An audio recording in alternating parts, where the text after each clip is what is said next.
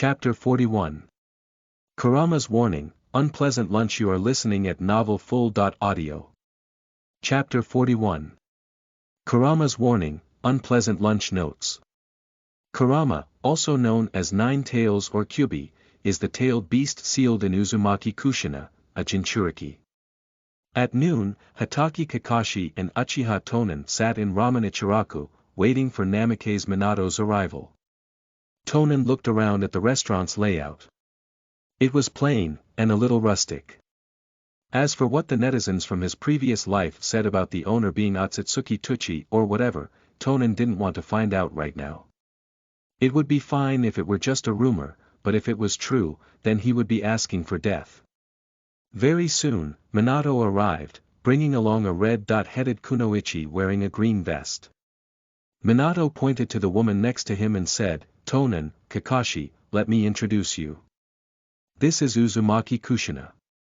Kushina's demeanor was not reserved even by a little bit, but quite the opposite. Pushing Minato out of the way, she rushed up to Kakashi and Tonen and looked at them curiously. "So, these are the rumored new generation geniuses of Konoha. Nice to meet you, I'm Uzumaki Kushina." Kakashi nodded nonchalantly. Tonen glanced at Kushina and smiled in an elegant and easy-going way, and greeted, "Hello, I'm Uchiha Tonen. Minato-sensei's student." Minato scratched his head with a smile. "Come on, let's all take a seat. Is everyone here? What do you all want to eat?" Tuchi walked out of the kitchen and laid out the menus in front of them. Kushina raised her hand and shouted, "A large pork bone ramen." Then, she glanced at Minato and added, "2 bowls." Tonen didn't look at the menu, he just smiled and said, "The same for me as well, but with less seasoning, please. I prefer lighter food." "Sorry for the trouble." Kakashi answered indifferently, "I'll have the same as him." "All right." Tuchi nodded, gathered the menus, and headed back into the kitchen. Soon after, 4 steaming bowls of mouth watering pork bone ramen were served. "Let's dig in." Kushina hurriedly picked up her chopsticks. Just then, the Nine-Tails voice appeared in her head. "Kushina." "Yeah, Kurama. What's up?" "I'm feeling a strong sense of evil from that brat's heart." When she heard that, Kushina's hand stilled. She slightly turned her gaze towards Kakashi. But the Nine-Tails in her body corrected her, and said, "Not the white-haired kid, I'm talking about the Uchiha brat." Looking at the gentle-looking Tonen, who was slowly chewing his food, she frowned, "You must be mistaken. He looks as gentle as Minato. My perception can't be wrong. The evil chakra in his body unsettles me. But it's nothing compared to the evil thoughts in his mind. He's looking over. What's wrong, senpai? Is there something on my face?" Tonen looked at Kushina with a puzzled expression while wiping his face with a tissue. "Those eyes, strange. Speaking of which, can I inherit her tailed beast abilities after she dies? Now that's a question. If I keep going and kill all the Jinchuriki, won't I become a natural 10-tails? If it can be enhanced in a loop." Thinking up to this point, an inexplicable emotion appeared in Tonen's eyes as he looked at Kushina. "He seems to be thinking something evil about you." Kushina's face stiffened.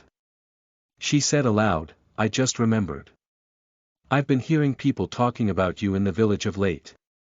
Clatter. Tonen froze and his chopsticks fell to the ground. Then, lowering his head, seemingly dejected, he asked hoarsely, "Is that right?" Minato grabbed a new set of chopsticks for Tonen. Passing it to him, he said in a warm voice, "Eat while it's hot. It won't taste as good once it's cold." Tonen nodded, picked up his chopsticks, and began chomping on the noodles in big bites, but drop by drop, tears fell into the bowl. "Tonen, what's wrong?" Kushina was confused. She didn't expect this sort of reaction. Tonen looked up, his red eyes faintly glistening with tears. He said with a forced smile, "Huh. It's too delicious. I've never eaten such good ramen before." Then, he lowered his head and continued stuffing his mouth with noodles. Want another bowl? Minato patted Tonan's back with a sympathetic look. But Tonan suddenly stood up, and said, "No, I'm full now. I've to clean up my house today, so I'll leave you all to it if that's alright." With that, he headed back towards the Uchiha district using ground travel. Just as he was leaving, he had even sneakily wiped his tears. Minato reached out and wanted to say something to him, but he couldn't find the right words. Finally, when Tonan was about to turn into the street, he shouted out, "Remember to meet me in front of the Hokage residence tomorrow morning at 8 o'clock. Tonan paused in his steps. Nodding, he left without turning back. Kakashi put down his chopsticks with an expressionless face and turned to Kushina with a cold gaze. "I'm done, as well." And then Kakashi left on his own. Minato looked down, and the ramen in Kakashi and Tonan's bowls seemed almost untouched. Minato and Kushina didn't have any appetite anymore either. After eating a bit, they left with taciturn faces. When on the road, Kushina couldn't wrap her head around what happened. She asked Minato, "Did I say something wrong?" "It's probably nothing. Just watch what you say in the future." "That's strange. I just said that people in the village were talking about him." "Why was he so upset? What were they talking about him?" "They called him a genius, and that he graduated from the academy in only a year." "Isn't that worth talking about?" Minato smiled and shook his head. "I guess all three of us misunderstood." "What else could it be?" Kushina looked puzzled.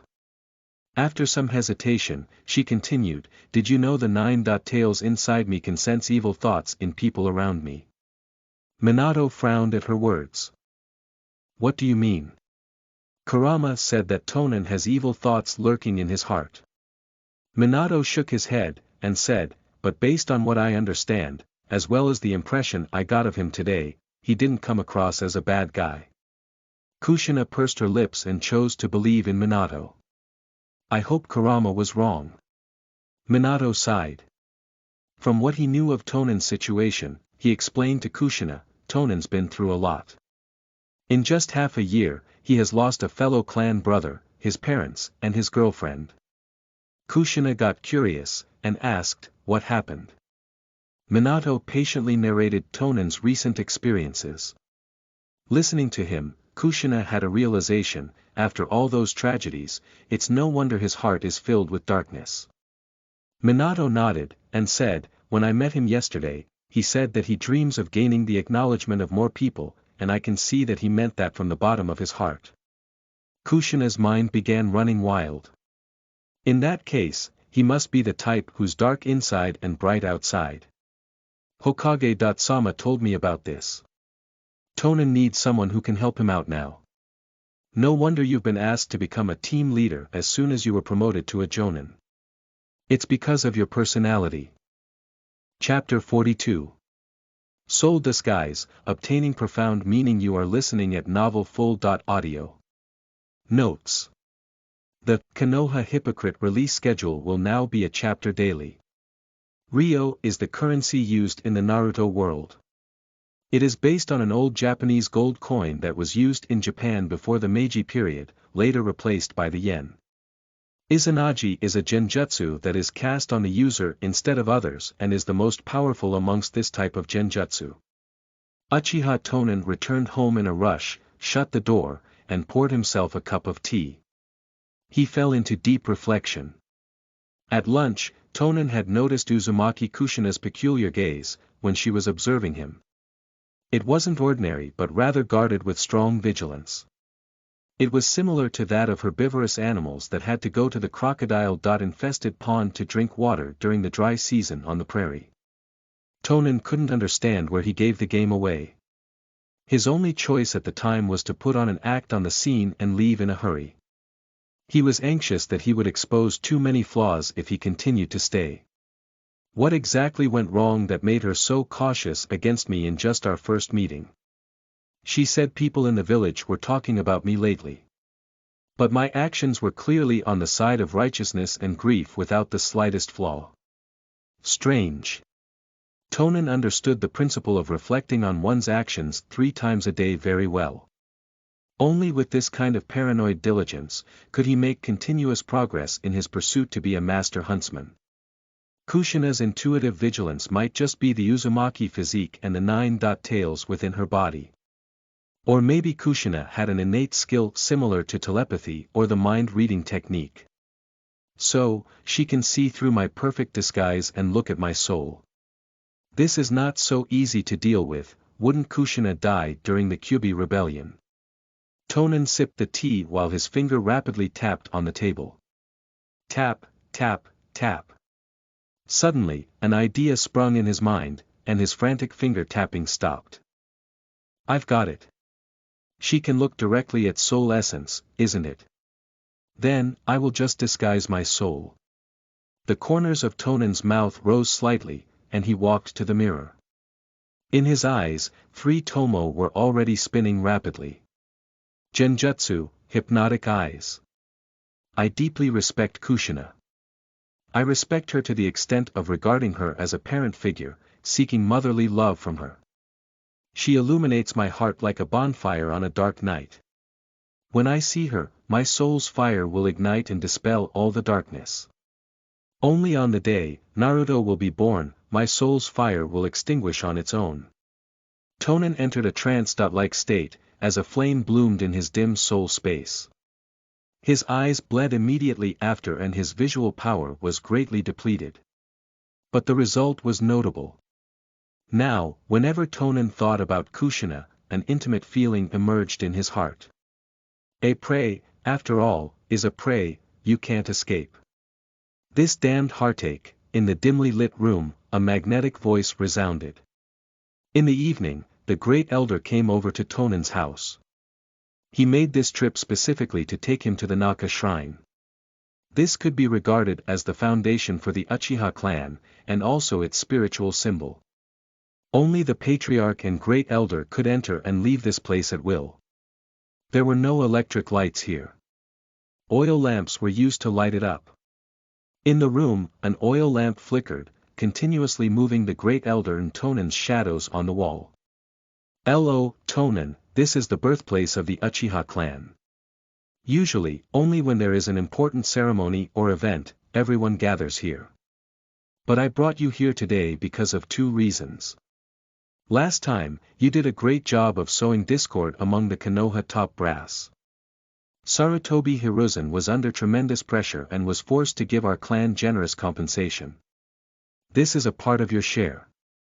While speaking, the great elder pushed a brand new bankbook in front of Tonen. Tonen shot a glance at the numbers with a wooden expression. 600,000 Ryo. This alone was equivalent to an A-ranked mission reward. Converting it into pork bone broth ramen, it would be about 10,000 bowls. Seeing Tonen not moved by a considerable sum of money, the great elder thought even highly of him. This compensation is very large. After all, no one could find conclusive evidence. Now, you're young, and the clan fears you may lose yourself if you've too much money. That's why, after much thinking, the clan decided to give you 600,000 Ryo. The rest of the money is stored with us. You can let me know whenever you need it. Tonen smiled slightly, as he picked up the bankbook, and put it in his ninja bag. This is a lot, Great Elder, thank you. The Great Elder nodded with satisfaction and said while giving a scroll to Tonen, you've become a genin now. You can choose 3 jutsu from the inheritance scroll. These jutsu are more advanced than the previous ones. I've discussed with Fugaku and we've also decided to give you the clan's strongest profound meaning. This is equivalent to choosing 2 jutsu. Take a look. Tonen had never heard of the Uchiha clan believing in a powerful profound meaning. Is it Izanagi? Tonen opened the scroll. And he saw the name of the profound meaning written on top of the scroll, Flicker Clone Technique. This is, Tonen was startled. The great elder smiled slightly, and he explained, the difficulty level of training this jutsu is Super S. rank, and it falls into Nin Tai Genjutsu. Because of the training difficulty, the later generations split it into body flicker jutsu and clone jutsu via research. Later, Nidaime Hokage, Senju Tobarama, used it as a reference and created shadow clone technique that produced physically real clones. Flicker clone technique, body flicker technique. Tonen suddenly recalled a person from the original book, Shursui the Teleporter. His body flicker technique was not movement type ninjutsu, but rather split into several physically real clones during a battle.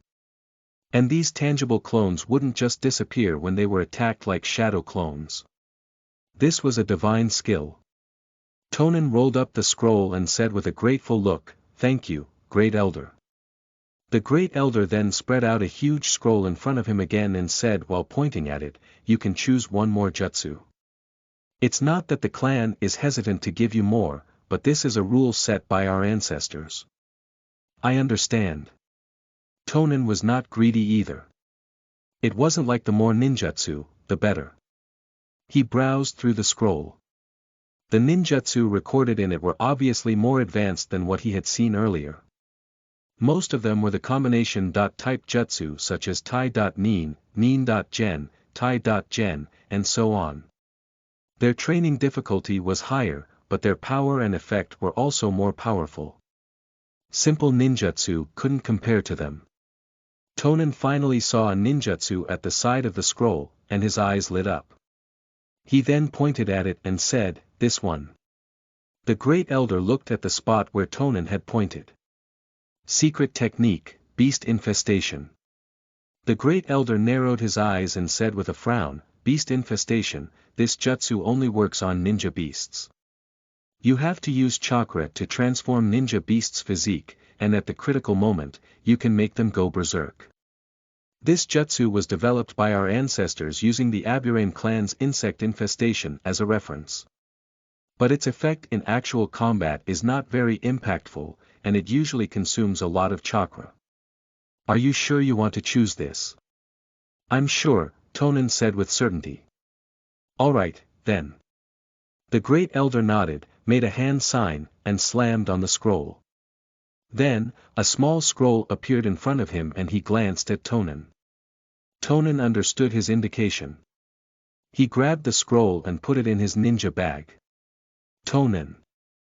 The Great Elder's voice suddenly became serious. Tonen adjusted his glasses, sat upright, and said, "Great Elder, did you have any instruction? What do you think about where our clan's future is?" Tonen paused for a moment and replied, "Blind obedience will not change the Uchiha clan's status quo." The Great Elder narrowed his eyes and said, "You mean?" Tonen got up, looked down at the Great Elder, and said 4 words in a resolute tone. "The strong are respected." After speaking, he turned around and walked away. "Then I'll be looking forward to that day." The Great Elder squinted his eyes and looked at the stone tablet deep in the room. He muttered to himself, "Everything, for the Uchiha." Chapter 43. Ninja Beast Transformation, Activating Self-Hypnosis. You are listening at novelfull.audio. Stars glittered in the night sky like a velvety black backdrop inlaid with countless pearls. Uchiha Tonen walked out of the Naka shrine, but he didn't return home. Instead, he headed towards the training ground. The difficulty level of the flicker clone technique was too high. After all, it was a Nin.Tai.Genjutsu, which was not something ordinary geniuses could easily grasp. Tonen estimated that he would have to invest a great deal of time in it. He might even need to devour some rations so that his talent would increase to the required standard for this technique. Beast infestation was comparatively simpler. After all, Tonen had the combined spiritual power of quite a few people. He also could be regarded as a genius worthy of the title. He activated the Sharingan and scanned his surroundings. After confirming no one was around, he took out a scroll from his ninja bag and opened it. The 3 tomo spun rapidly as he memorized the scroll's content. Tonen took half an hour to commit everything to memory, before putting away the scroll. He then used Mirror Heaven and Earth Change and controlled the white pigeons lurking in various places to fly over to his location. Be nove com ku, once the white pigeons flocked over to him, landing on him and the ground around him, he bit his finger to draw some blood. He then, turn by turn, fed it to each of the pigeons under his control. Once this was done, he began to form hand seals. The beast infestation technique had two types of hand signs. The first was to transform the ninja beasts, and the second was to make them go berserk during a battle. Tonen began with the transformation signs. This alone consisted of over 200 hand seals, making it extremely tedious and complex. Swish! As soon as he completed the last hand sign, Tonen slammed his palm on the ground. Secret technique, beast infestation. A powerful chakra fluctuation gushed out and entered into the white pigeons. Their appearances began to change at breakneck speed. Their bodies expanded and their pale white feathers turned bright red. Under the chakra transformation, their feeble-looking beaks also curved little by little, resembling fangs, hard enough to tear their prey apart. Time passed by, but the pigeons' bodies continued to grow, their feathers becoming deep shades of blackish red, akin to a breed of crows. More than half of Tonen's chakra had already depleted, but this initial transformation must be completed in one go. If not, all his previous efforts would have gone down the drain. Tonen remained expressionless and squeezed out more chakra from his body. It took him 10 more minutes to transform the white pigeons successfully. Their final appearance was like black hawks, especially their pitch-black metallic hooked beaks, which exuded a sense of danger at a glance. The once innocent bird now emitted the aura of a beast. Tonen stopped using the technique and sighed in relief. He wiped the cold sweat from his forehead. At this time, these white pigeons immediately reverted to their original form, once again at a speed visible to the naked eyes. Looking at the current docile pigeons, it was difficult to imagine they were the same fierce creatures from just a moment ago. A lingering change reflected in the pigeons' eyes that showed a bit of intelligence now. They kept rubbing themselves against Tonen intimately and were continuously using his chakra to strengthen their physique. But the chakra consumption didn't exceed his recovery speed. Tonen could feel that the connection between him and the pigeons had deepened and a strange smile came on his lips. He reached out and scratched a white pigeon's neck with his finger and said, "If an opportunity presents itself, it might be time to end your meatless diet." The next day, Tonen got up, washed his face, and cooked a bowl of porridge for himself. He put on his ninja headband, sorted out his tools, and walked towards the Hokage residence. When he arrived at the entrance, he saw Namikaze Minato and Hatake Kakashi waiting for him. Tonen bowed apologetically and said, "Sorry, I made you both wait."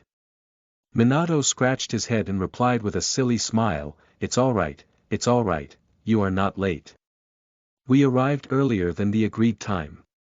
Tonen nodded without saying anything. But seeing the two did not move, he couldn't help but ask in confusion, "Why aren't we going?" Minato seemed like something unfortunate came to his mind. His expression froze a little, and he answered with a guilty conscience, "Let's just wait a bit longer." Just like this, the three waited for another hour before they saw Uzumaki Kushina jog over. Kushina was carrying a white plastic bag that had 3 lunch boxes in it. She placed a hand on her hip and lifted the plastic bag with the other.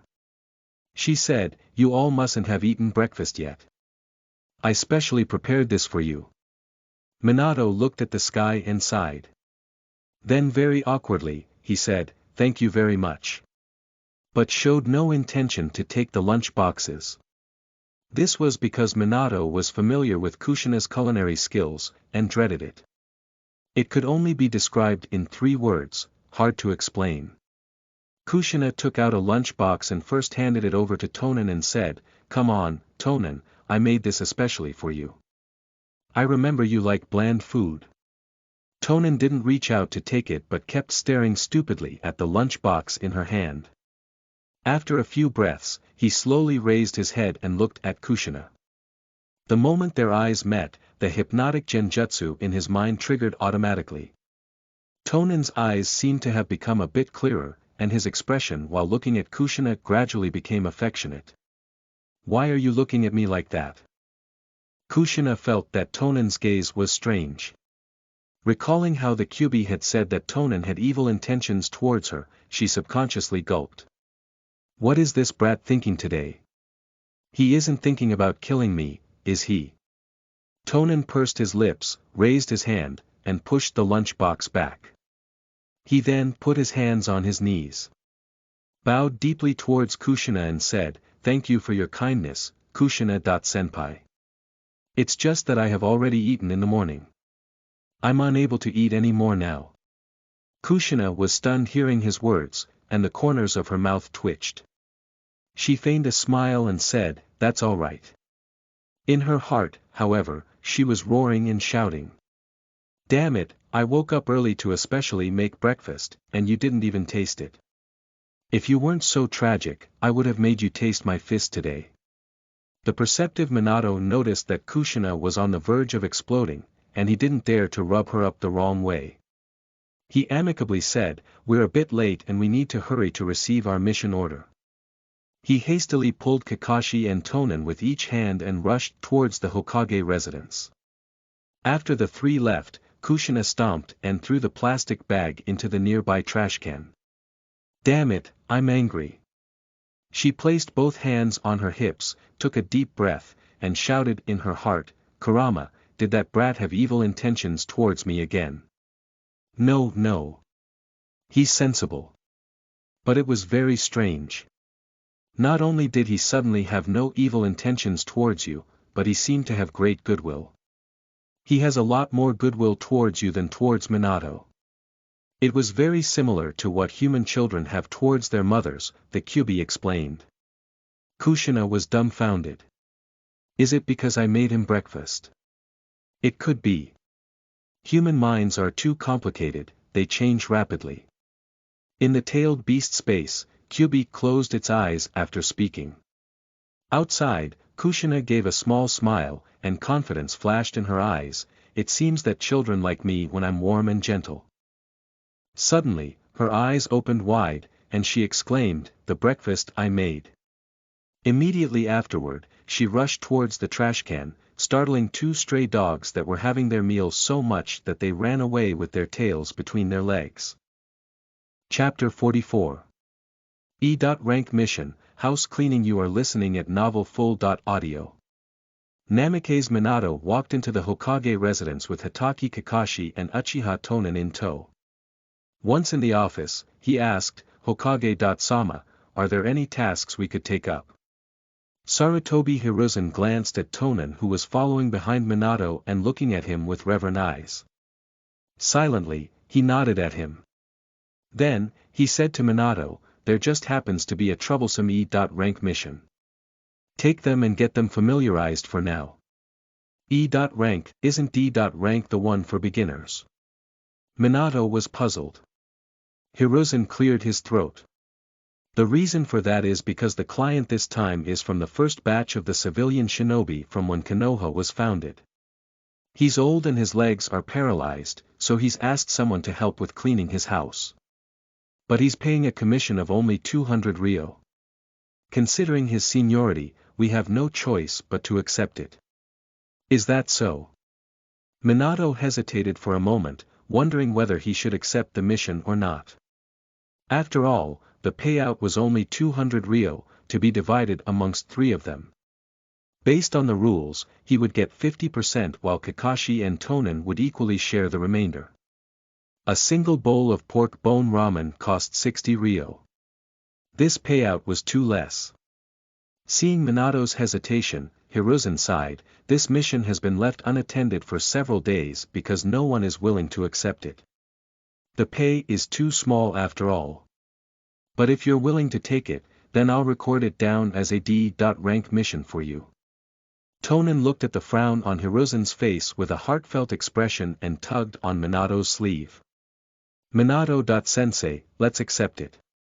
Seeing that Tonan had no problem with it, Minato nodded, "All right, let's do it." As expected, Tonan was very understanding. Hiruzen smiled amiably at him before handing the mission details over to Minato. The three of them bowed to Hiruzen and left the Hokage's office. After walking out, Minato handed the details to Tonen, and said, I'm sure you understand the task. Both of you will need to work for it when the time comes. Tonen accepted the mission information and smiled. The three of them had just left the Hokage residence when they suddenly saw Uzumaki Kushina. Half her body was in the trash bin, leaving a pair of legs flapping around outside. Minato's mouth twitched, but he calmly asked, Kushina, what are you doing? Clang Kushina was taken by surprise and she fell to the ground together with the bin, the rubbish falling all over her. She jumped out from under the pile and frantically stammered, no, nothing. Before anyone could say anything, she yelped and ran, I have a lot of work to do, so I'm leaving now. Under the eaves of a dilapidated house in the center of Konoha, an old man with a fierce-looking face was sitting in a wheelchair, sizing up Minato and his team. He gruffly asked, so, you're the shinobi who accepted the mission. Minato smiled and patted Kakashi and Tonen's shoulders. That's right. These two youngsters will help you clean your house. The old man nodded coldly. The two of you better be careful. If you break anything, you'll have to pay for it. After that, he pushed his wheelchair into the house while yelling, if you don't clean up thoroughly, I won't sign your mission paper. Don't think it's easy to earn money of me just because I'm old. Minato turned to the two of them. Well, I'll leave you both to it now. Meet me on the Hokage residence rooftop once you're done with the mission. After that, his body disappeared in an instant. For a D.rank mission such as this, the team leader need not be involved. They just had to supervise their teams. Unlike catching cats or dogs, cleaning a house wasn't dangerous. So, Minato didn't bother wasting any time here. Tonen and Kakashi looked at each other for a moment before rolling up their sleeves and heading to work. Kakashi barely ever did housework, but fortunately, Tonen was there to guide him on how to tidy things up. However, Crash Kakashi looked dumbfounded at the teapot that landed on the floor, speechless. Just a moment ago, he was trying to put the teapot in place. But as soon as he lifted it, the handle broke off directly. You damned brat, that teapot is from Ikadame-sama's era. Hearing the commotion, the old man rushed over in anger. Kakashi responded indifferently, I'll pay for it. When he heard Kakashi take the initiative to compensate, much of the old man's anger dissipated. He took an abacus out of his pocket and began calculating. The price tag was 20 ryo when I first bought it. Now, with the appreciation of the price, you owe me 2,000 ryo. Kakashi nodded and pulled his wallet out of his ninja bag and began counting the money. Tonen, who was arranging miscellaneous items in a drawer, saw this and got up to stop his teammate who was foolishly giving money away. Grandpa, if you buy a new teapot, the most expensive one wouldn't be more than 200 ryo, would it? That so many years have passed, this is an antique. It's not the pot that is expensive but the years and the sentiments behind it. Kakashi wasn't willing to fight for petty change, so he pulled Tonen's hand away. Don't discuss this any further. I'll pay. The old man accepted the 2,000 ryo that Kakashi handed him, stuffing it into his dried-up purse. Very well, you two can continue. Tonen sighed helplessly and said to Kakashi, Kakashi, why don't you head back? I'm better at cleaning. I'll handle this. Kakashi wasn't happy doing these trash missions, but he replied in a small voice, but this is my task. Tonen smiled warmly and patted his shoulder. This is our task. All that matters is that we get it done. You go back and train. The greatest help you can offer our little team is by getting stronger. Kakashi hesitated for a moment but eventually agreed. The old man glanced at Tonen and warned, Kid, you've already accepted the mission so you can't give up. After all, I've paid the money. Tonen smiled warmly and said, Don't worry, Grandpa. I'll do my best to clean your house. After assuring the man, he busied himself again in clearing up the clutter. Seeing the seriously working Tonen, the old man was relieved and went under the eaves to soak in the sun. When Tonen was busy cleaning the bedroom, he suddenly saw a tanto hanging on the wall. He narrowed his eyes and took it down, unsheathing it slowly. The blade was polished and faintly reflected a cold glow. Tonen instantly recognized this as a precious chakra weapon. Without leaving any trace, he put the blade back in its original place before burying himself back at work. An immature idea formed in his mind. Chapter 45. Task complete, taking initiative to cook. You are listening at novelfull.audio. Under the eaves and the warm sunlight, the old man was feeling sleepy. Suddenly, Uchiha Tonen's gentle voice came from the room. "Grandpa, were you a ninja in the past?" The old man opened his eyes, shook his head, making his mind clearer, and subconsciously said, "Have you heard of the Sango clan?" Just as he said that, he recalled something.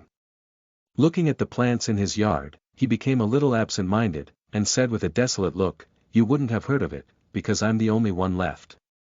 The Sango clan was a distinguished samurai family in ancient times. Later, when ninja flourished, the Sango also changed into a ninja clan. But during the Warring States period, all the clan members died, leaving behind just 2 or 3 descendants. When Shodaime Hokage established Konoha, only I was left in the entire clan.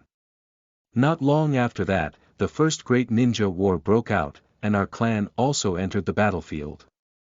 That war not only took my legs but also my son and my wife. Old people don't stop speaking once they start. When the old man did stop, he realized he had said too much. However, Tonen didn't seem to mind. Instead, he even curiously asked from the room, "Back then, you must have been very strong." The old man's eyebrows rose, and he replied proudly, "Of course. Back then, I used to be an Umbu squad leader. I led my squad to complete many S-ranked missions." "It's a pity," the old man patted his paralyzed legs lightly. "Wars are cruel." In the room, Tonen finished putting the last piece of junk into the cupboard. With the sunlight spilling in from the window behind him, it was hard to see his expression. Tonen slowly got up, picked up a handkerchief, and walked towards the lavatory. Since the junk material was already cleaned up, he just needed to wipe off the dust. But when Tonen opened the door, the scene in front made him frown. The place was full of filth and the toilet looked like it had been clogged for the longest time. An unpleasant odor filled the air, which when inhaled was irritating to the eyes. Tonen could now guess why this old man issued a ninja mission to come and clean up this place even though he hated to spend. At this moment, the old man pushed the wheelchair and came behind him. He coughed lightly and said with a guilty conscience, "Cough, cough, young fellow, giving up a mission will leave a negative mark on your record." Tonen turned around, narrowed his eyes as he looked at the old man, and said with a smile, "Do you have a toilet plunger in your home?" "No," the old man shook his head. Tonen nodded and said with a bow, "Please wait for a moment." After speaking, he walked away from the courtyard. Not long after, he returned with a tool under the old man's nervous gaze. He immersed himself in cleaning, ignoring the filth around him. The old man looked at Tonen, who was working hard without complaint, feeling a hint of apology.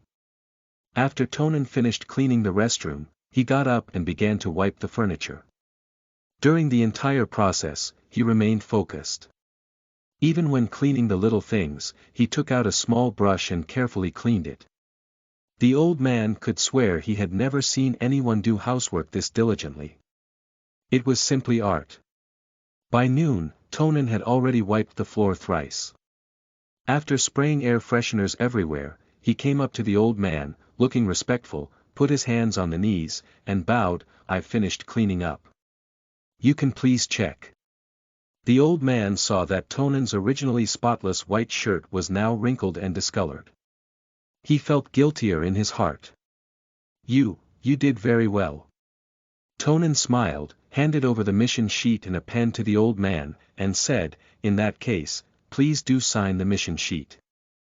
The old man happily signed it and hesitated for a while. He then took out the 2,000 ryo he had taken from Kakashi, feeling a hint of heartache. He put the money along with the mission sheet in Tonan's hand, and said, "This is your tip. You can now leave. Grandpa, you are so kind. I thank you on behalf of Kakashi." With a bright smile on his face, Tonan left the courtyard and went to the Hokage residence to report the mission's completion. After he left, the old man pushed the wheelchair to the bedroom and took out a photo from the bedside cabinet. In the photo, there was a happy family of 3. The old man extended his trembling hand and gently caressed it. "If Amara hadn't died, I would have great-grandchildren by now, and they would be as cute as that kid." The old man sighed, placed the photo back into the bedside cabinet, turned around, and went to the kitchen. He opened the refrigerator, but there were just a few rice balls left, which were leftovers from the morning. Since his family passed away, he had become even more unsociable and eccentric. Moreover, he was widely known as a miser, and the neighbors didn't associate with him much. The old man took out 2 rice balls from the refrigerator, and held them in his hands, preparing to eat them after they thawed. "I have to go out again in the afternoon," he sighed and reclined on the wheelchair. No one knew what he was thinking. Coo at this moment, most of the villagers had returned home for lunch. It was quiet outside, except for a few sporadic chirps. The old man's eyes slowly closed while leaning on the wheelchair, and he fell asleep. Time slowly passed by. Knock, knock, knock. After an unknown period of time, he could hear someone knocking at his door. The old man blinked a few times before he finally woke up.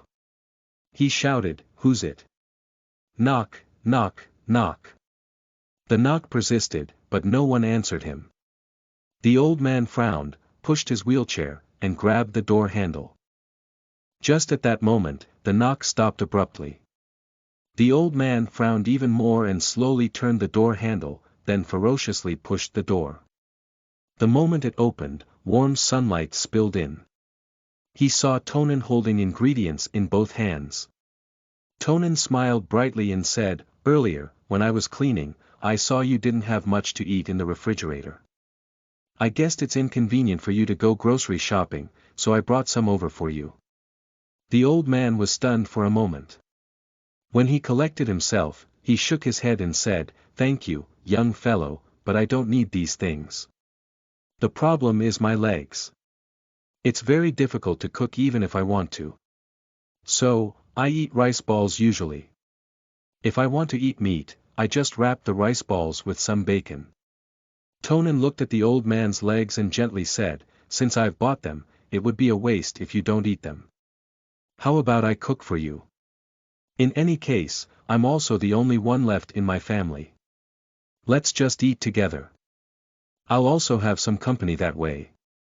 The old man's expression changed a little. It was obvious he was moved. He replied, "Do as you wish." Tonan smiled, walked in, took the rice balls from the old man's hands, and threw them into the trash can. "These rice balls aren't nutritious. Don't eat them." He then made his way to the kitchen, tied an apron around his waist, and started cooking. Light a fire, pour oil. Tack, tack, tack. The rhythmic sounds of vegetable chopping could be heard. Chapter 46. Sanwa Motoyoshi, Moving House Again. You are listening at novelfull.audio. Not long after, the old man in the living room smelled a delicious aroma wafting in from the kitchen and secretly swallowed a mouthful of saliva. Uchiha Tonan walked out and started placing the food dishes on the dining table. The meal comprised 1 meat dish, with 2 vegetables, 1 soup, and 2 bowls of rice. Once all was set, he turned to the old man and said, "I personally prefer lighter food. I don't know if it suits your taste, but would you like to try it?" The old man had not eaten such a wholesome meal for a very long time. He picked up his chopsticks and tasted the food. His eyes were opened wide with delight. So delicious. He began to eat, one big mouthful after another. Tonan smiled and filled the empty bowl with soup. He pushed it in front of the old man and said, "Take your time, otherwise you might choke on the food." He picked up his chopsticks and began to eat elegantly. In his past life, he could cook, and later he had absorbed Uchiha Nanako's abilities. This system was very humane. Cooking skills were also considered among abilities. Tonen's culinary skills had soared, and most older people preferred lighter food. Not surprisingly, therefore, the meal particularly appealed to the old man's appetite. And as the saying goes, the way to a man's heart is through his stomach. "Grandpa, I'm Uchiha Tonen. I'm not sure how to address you." The old man swallowed the food in his mouth and replied in good spirit, "Sanbwa Motoyoshi. Grandpa Motoyoshi, you should eat more meat to nourish your body." Tonen politely put a piece of tender meat into Motoyoshi's bowl. Motoyoshi narrowed his eyes and said, "Young fellow, your cooking skill is not bad, but I don't have money to hire you." Tonen shook his head and replied, "I'm not short of money." Tonen's comment got Motoyoshi speaking again. "Not short of money. That does make sense because you're an Uchiha after all. I never thought that clan could produce a bright child like you. Let me tell you though, you're young and you have no concept of money. Money must be saved. Don't spend it if you don't have to. Back then, during the Warring States period, you don't know how many civilians starved to death. It was the same for ninjas as well." Tonen looked confused, like a youth who was ignorant of the world. Ninjas also starved to death. Motoyoshi sipped the soup, and sighed, "Ninjas are just physically strong." At that time, the chaos of war was everywhere. Without a large clan's protection, who would produce any food with peace of mind? After some time, even if one wanted to steal for sustenance, there was no place to rob. Food was more expensive than explosive tags. Many ninjas couldn't put up with it, and just to fill their stomachs they had to become dogs for the large clans. Tonen ladled more soup into Motoyoshi's bowl and thoughtfully asked, "That's why Grandpa Motoyoshi is so diligent and thrifty?" Motoyoshi's expression became solemn hearing this question. He took the soup from Tonen, took a few breaths, and said in a low voice, "That's not the only reason." Tonen saw that Motoyoshi was feeling low at this moment, so he didn't pursue and continued to eat quietly. After the meal, he washed the bowls and chopsticks and made a pot of tea for Motoyoshi before preparing to leave. In the living room, Motoyoshi looked at the tea and sighed, "Young fellow, I think you're a good person. If it's lonely to live by yourself, you can come live with me. There's a spare key in the shoe cabinet." Tonen stopped his steps and turned his head to see Motoyoshi. He happily agreed, "I've to train in the afternoon. I'll move in tomorrow night. From here on, I request Motoyoshi Grandpa to advise me as much as possible." Tonen left soon after. En route to Kakashi's house, his mind was calculating several theories. This old man used to be an Umbu squad leader. His strength would have been first-rate. If I can get his acknowledgement, I wonder how many abilities I will inherit after he dies. Judging from his age, he shouldn't be very far from his last day. How is ability inheritance calculated in such cases?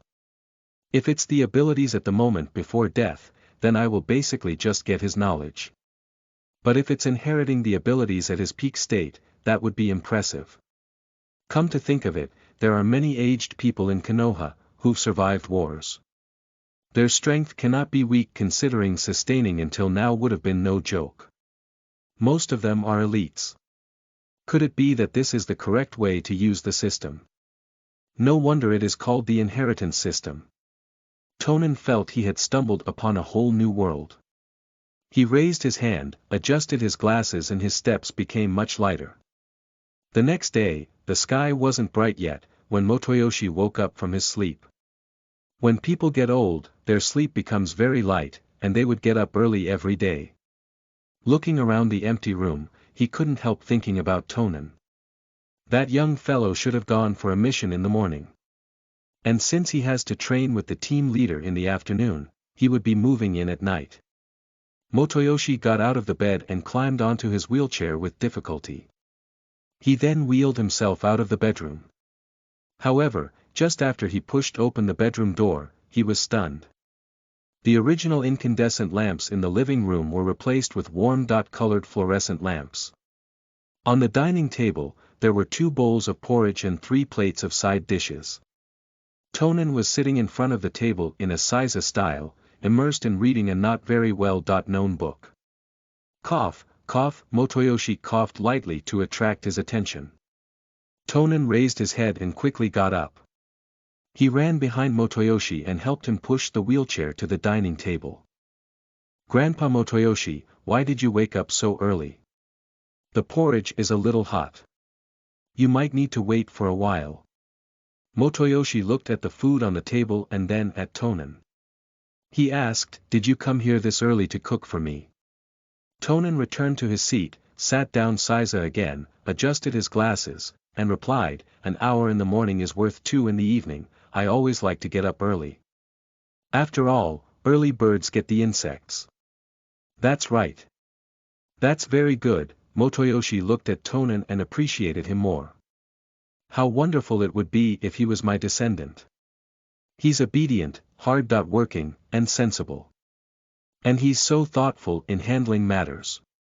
He seems to possess all the good qualities of this world. What book are you reading?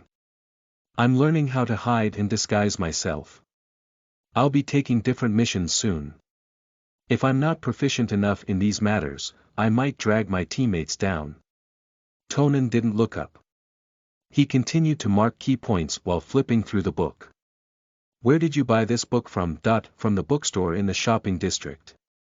Motoyoshi frowned and said, that nuisance bookstore. Such a book is full of empty words. You can't learn much from it. If there's something you don't understand, you can ask me. Although I'm old, I have experience. I've done several assassination missions before. I can share my experiences with you as a reward for taking care of me. Tonen looked up, closed the book, and gently said, I am taking care of you out of my wish. Talking about rewards is like treating me as an outsider. Motoyoshi picked up the porridge, blew it lightly, and asked casually, you can ask me nonetheless. What do you want to know? Tonen thought for a while and said, if I meet a samurai, how can I get him to acknowledge me? Chapter 47. Accepting completely, AB. Ranked mission. You are listening at Novel Full. Audio. Uchiha Tonen's query on how to gain a samurai's acknowledgement raised a trace of doubt in Sanbo Motoyoshi's mind. He narrowed his eyes and coldly asked, you are being so kind to an old person like me. You aren't an enemy spy, are you? Motoyoshi's words startled Tonen, but he collected himself and smiled. He took off his glasses and activated his Sharingan. The 3 spinning tomo in his eyes greatly shocked Motoyoshi, not letting him calm down for a long time. I was being silly and let my imagination run wild. I'm just an old man with nothing. There is no advantage anyone can take of me. Besides, your Sharingan already has the 3 tomo.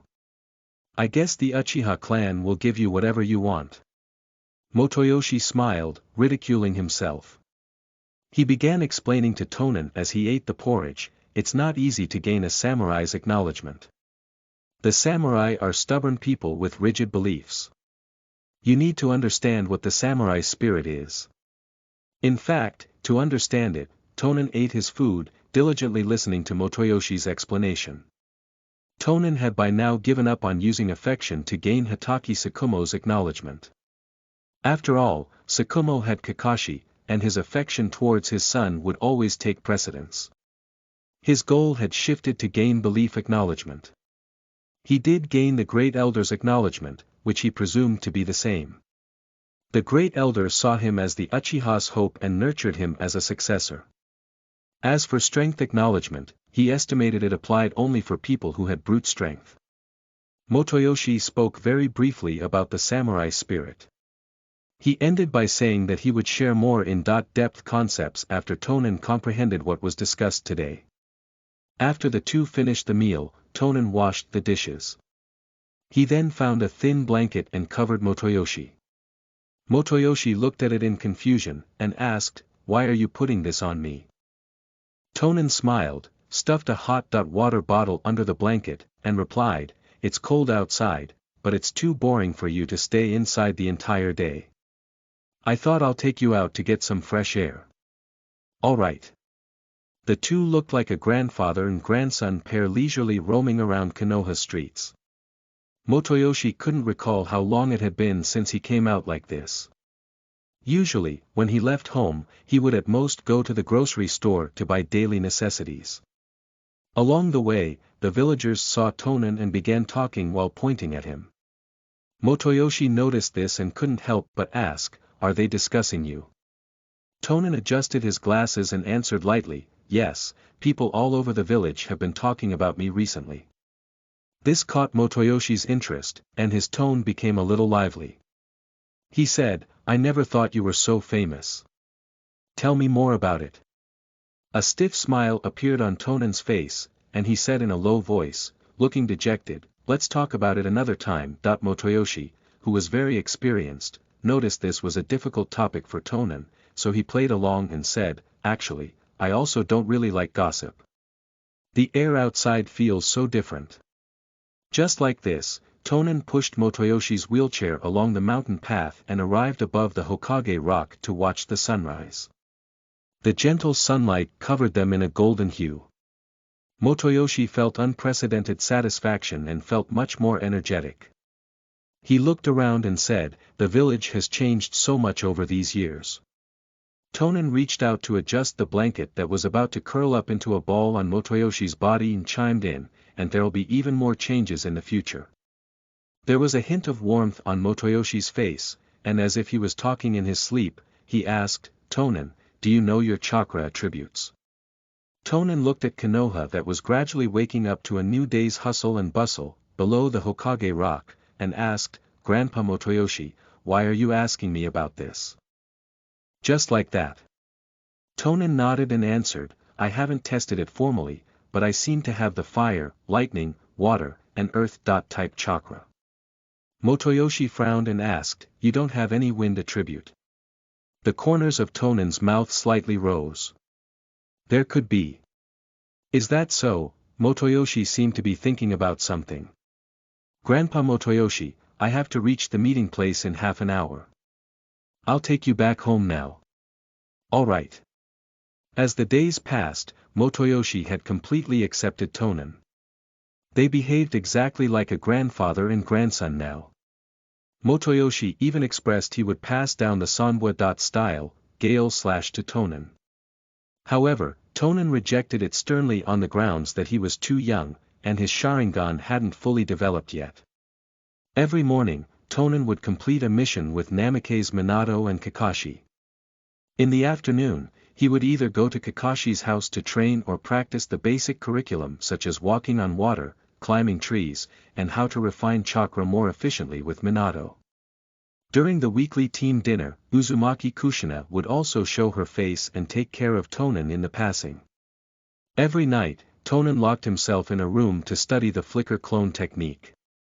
The training difficulty of this profound meaning was, in fact, too high. Not only the achievement in each Nin, Tai, and Gen technique should have reached a set standard, but one should also have sufficient innate talent and intellect. Despite being at it for such a long time, Tonen hadn't even reached the entry point yet. On this day, his peaceful life was finally disturbed. In the Hokage residence, Sarutobi Hiruzen pushed a mission sheet in front of Minato, and said, "Considering your team's strength, we have decided to assign you this B.-ranked mission." Minato frowned slightly and asked, "B.-ranked mission? Isn't it too early for them?" Hiruzen blew out a mouthful of smoke and explained, "This mission is special. Although it's B.-ranked, it's just an ordinary protection mission. And there's a high probability of no ninja attack."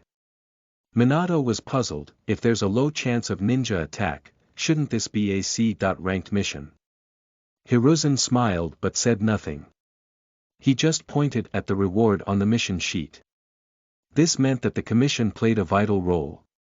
The employer is the Fire Temple.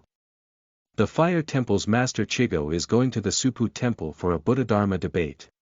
You have to ensure his safety. As his security detail, although the mission is not dangerous, we cannot relax our vigilance. Master Chigo's status is noteworthy, and he is most likely the Fire Temple's successor. I chose your team because of your Flying Thunder God technique. If something happens, you can protect him. No problem. Minato collected the mission details and his travel pass for leaving the village. He then turned around and said to Kakashi and Tonen who were behind him, this mission is going to be a long one. You two should return home, get things ready and reconvene at the village gate at 1 o'clock in the afternoon. Tonen nodded and quietly gave Hiruzen an ambiguous look. He then left the Hokage residence with Minato and Kakashi. Chapter 48. Departure Preparations. Being meticulous, you are listening at Novel Full.audio. After leaving the Hokage residence, Uchiha Tonen headed to the Uchiha district. He bought sufficient ninja tools and food pills from a clan member's ninja goods store and then rushed back to Sanbo Motoyoshi's house. At this moment, Motoyoshi was drinking tea in the courtyard. Settled in his wheelchair, he took in a deep breath. His senses were subjected to the mixed smell of the warm tea and fresh flowers in the courtyard. In this unique fragrance, there was some bittersweetness. Motoyoshi closed his eyes, and held the teacup, as savored a sip at a time.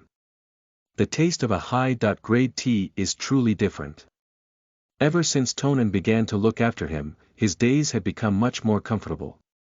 Not just steeping tea, but Tonen took care of all the household duties as well. He would also trim the flowers and plants in the courtyard every few days. In addition, he would bring home clothes, tea, and various kinds of strange supplements every day.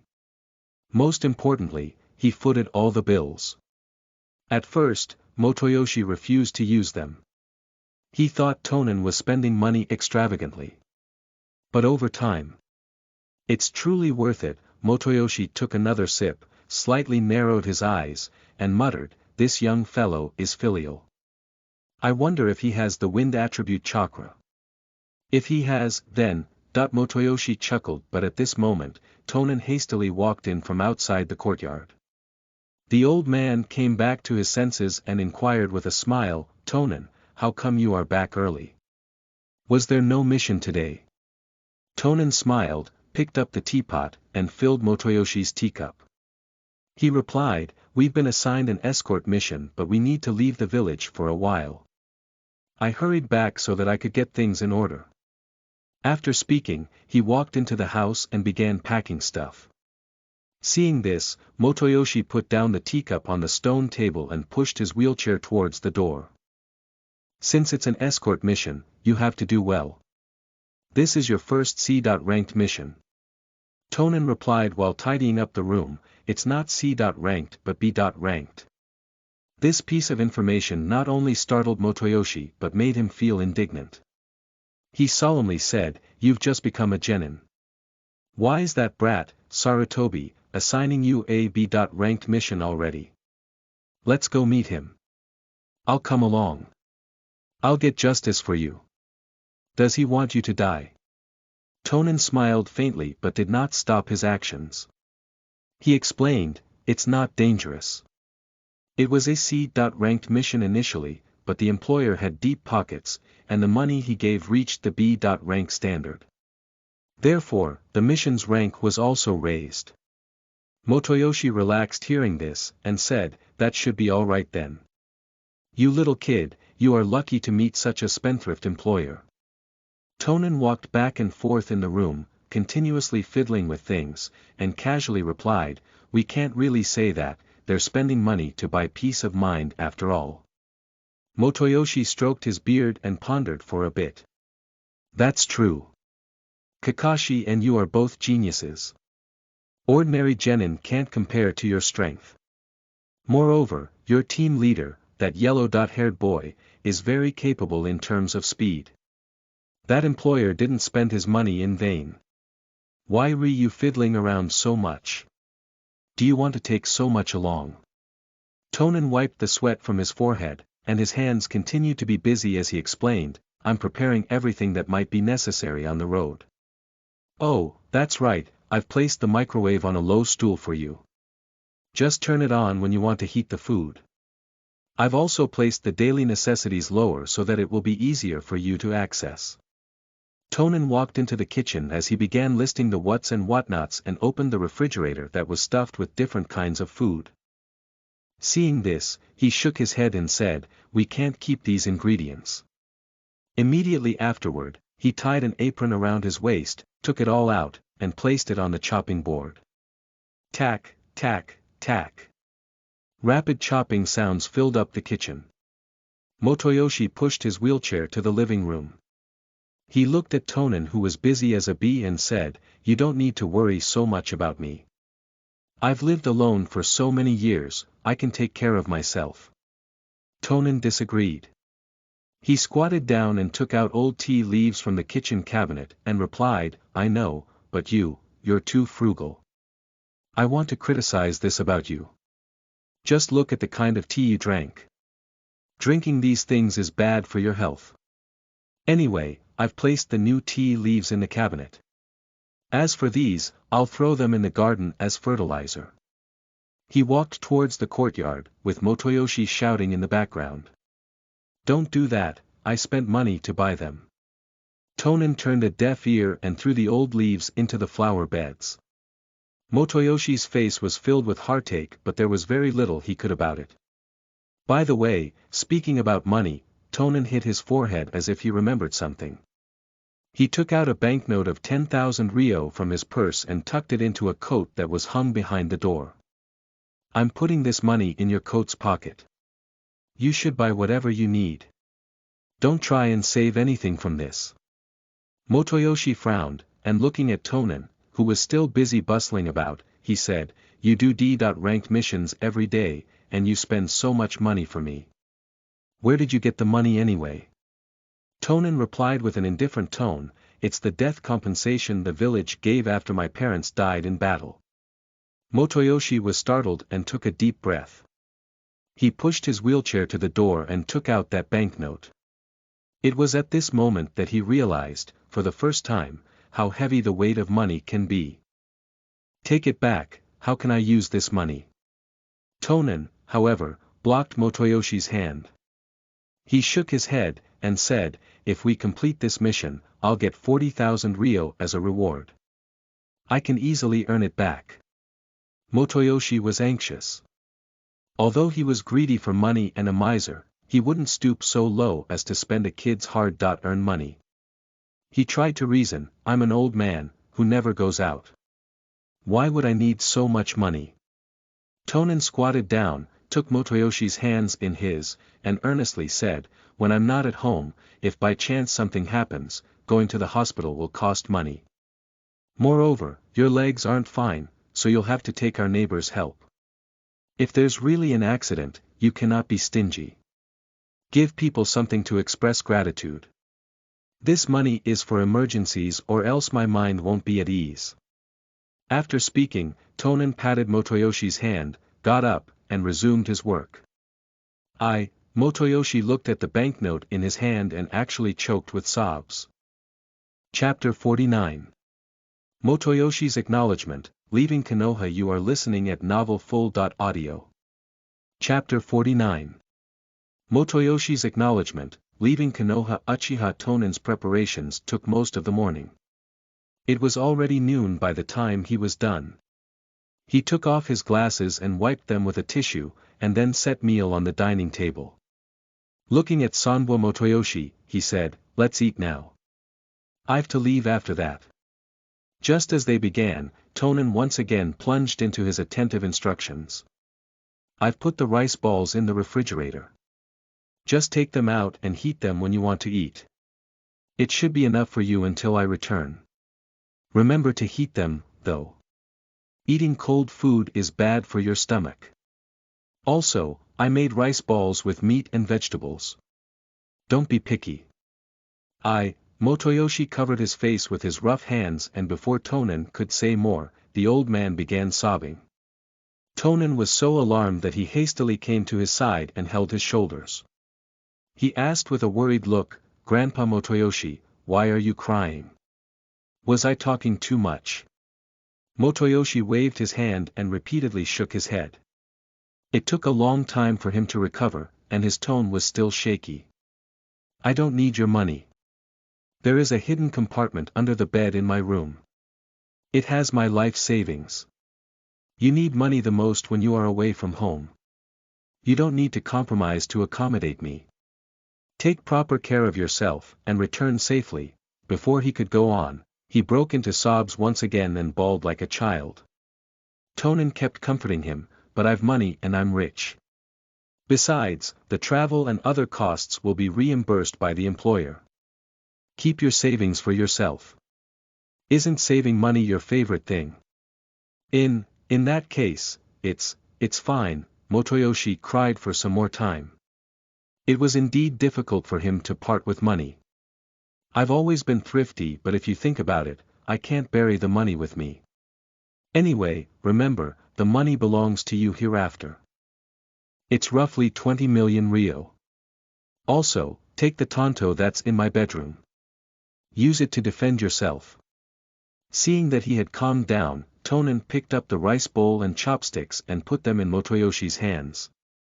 He returned to his seat and soothingly said, I'll respectfully refuse the tanto. It's a chakra blade after all. It's too precious. Motoyoshi began to slowly push food into his mouth and said while chewing, how can a sword be more precious than a human life? Tonen, however, still shook his head and said, I'm just a genin. If I go out with a chakra blade, it would easily attract unwanted attention. That's also right, Motoyoshi nodded. Ding! Gained Sanbo Motoyoshi's acknowledgement. Tonen's chopsticks paused for a moment before he continued eating as if nothing happened. After the two finished their meal, Tonen casually mentioned, by the way, I registered your name in the hospital some time ago. Motoyoshi frowned, thought for a while, and asked with confusion, why would you register me? I'm completely fine. Tonen explained while washing dishes, it's just a routine health checkup. When I come back, I'll take you to the hospital. If there are any health problems, it's better to detect and treat them early. It's even better if there are none. But here onwards, you have to do a health checkup once every 6 months. Motoyoshi waved his hand and said, that's too stressful. I'm not going, definitely not going. Cancel the registration. Tonen's hands that were washing the dishes paused, and he used a solemn tone as he said, I want you to accompany me forever. After all, I'm an ill-fated person. This low side of Tonen broke Motoyoshi's heart. He sighed and agreed, all right, I'll do the health checkup once you're back. After speaking, he pushed the wheelchair to the courtyard and looked at the neatly trimmed flowers and plants, lost in his thoughts. Tonen's departure time was close. He put on the ninja bag and set off. When he was passing by Motoyoshi, he exhorted, put the clothes for laundry separately. I'll wash them after I return. With that, he walked out of the courtyard. Motoyoshi nodded and pursed his lips. Looking at Tonen's back, which was going farther away, he chased with the wheelchair and yelled, child, be careful about your safety. If there's anything you don't understand, just ask your leader. Sensei. Eat more food, don't make yourself suffer. While he was yelling, Tonen had already left. At the village's gate, the agreed meeting point for Team 9, Tonen arrived 10 minutes earlier than the appointed time. However, Namikaze Minato and Hatake Kakashi were already there, apparently having waited for a long time. Even Uzumaki Kushina had found time to come and see them off. Sorry, I kept you all waiting for a long time. Tonen bowed apologetically to the three of them. Minato smiled foolishly, scratched his head, and laughingly said, you're not late, you don't need to apologize. Kushina walked to Tonen, firmly patted his shoulders, and said, Tonen, you don't need to be so polite when you're with us. It looks like you're treating us as outsiders. Tonen nodded obediently and said, I'll pay attention next time, Kushina. Senpai. Kushina smiled faintly, trying her best to look gentle and amiable. She slightly bent over and asked, little kid, did you prepare everything necessary? such as kunai, shuriken, food pills, etc. Tonen adjusted his glasses and nodded his head. If that's all, then I am prepared, he replied. Kushina straightened up, gave the other three a mysterious look, and took off the backpack behind her. Then, she unzipped it in front of them. The content inside turned Minato pale with fright. Tada! I've prepared boxed meals for all of you. It takes at least 2 days to reach the fire temple from here. You can eat it when you're hungry on the way. The corners of Minato's mouth twitched slightly. He tried his best to look cheerful and said, there was no need to go through such trouble. Kakashi immediately retreated 2 steps with a look of horror. Seeing their response, Kushina's expression collapsed, and she looked like a volcano ready to erupt at any time. Do you think that the meals I made are not delicious? No, no.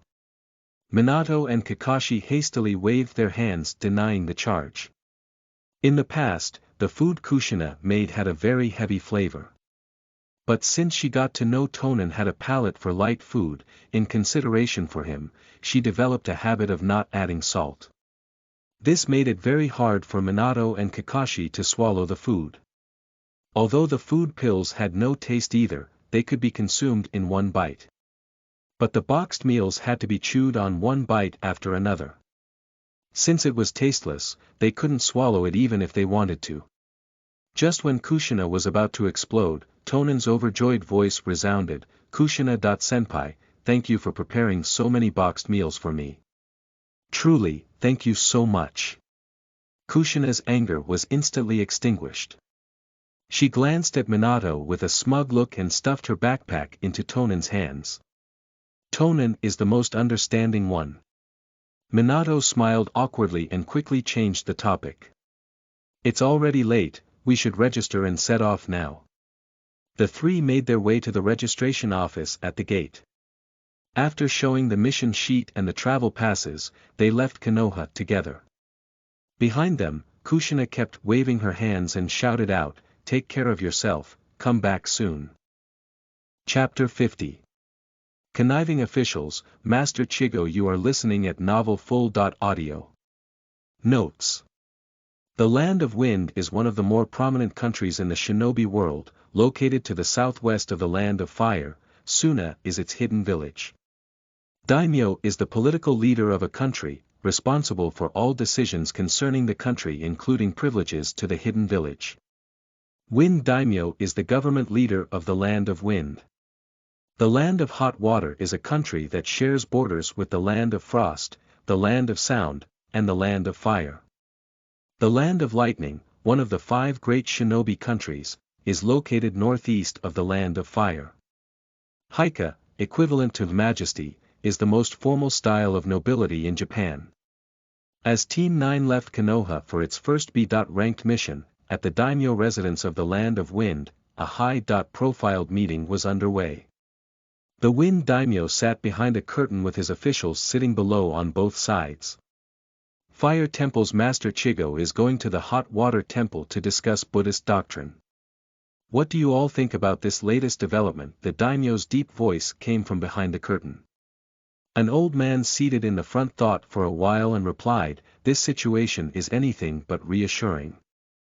It seems to just be a Buddhist debate, but in fact, it's the Land of Fire throwing an olive branch to the Land of Hot Water. The daimyo was stunned for a moment. Not convinced, he asked, Miyagi-Dano, why would you think so? Miyagi narrowed his eyes slightly, stroked his beard, and said, this may be an anecdote for ordinary people, but for Buddhists, it's a rare grand event. Even if they had to crawl all the way, they would go there. Many a grain of sand piled up to make a pagoda, and little drops of water make the mighty ocean. No one knows how many Buddhists are there in the ninja world. When the time comes, they will flock together, and once so many gather, it will boost the economy. Moreover, if this debate is brilliant and has enough influence, then, for the years to come, Hot Water Temple will become a sacred place. At that time, as long as the Land of Fire extends some assistance, the Land of Hot Water's national power will snowball. Realizing the benefits, perhaps, the two will completely side with each other. The more the daimyo mulled over Miyagi's analysis, the more he agreed. He sighed deeply and said, "At first, I thought it was just a small event. I never thought it would have such deep ramifications. It seems that the relationship between those two countries is getting closer. Just had to hear such bad news early in the morning. Miyagi. Dano, I wonder if you have any countermeasures." Miyagi smiled inwardly, lightly coughed, and answered, "Haika, between Fire Temple's Master Chigo and the Hot Water Temple's monks, who do you think is better at Buddhist doctrine?"